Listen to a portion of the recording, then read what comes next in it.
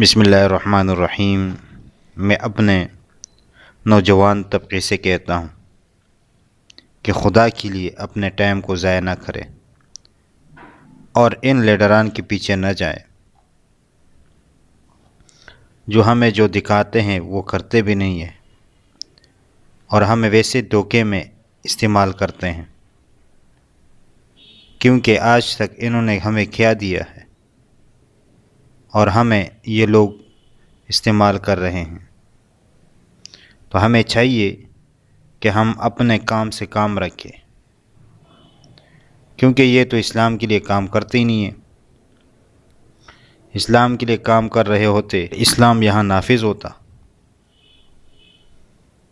لیکن ایسا نہیں ہے، کیونکہ یہ اپنے مفادات کے لیے ہمیں استعمال کرتے ہیں اور جب ان کے مفادات پورے ہوتے ہیں تو پھر ہماری طرف دیکھتے نہیں ہیں۔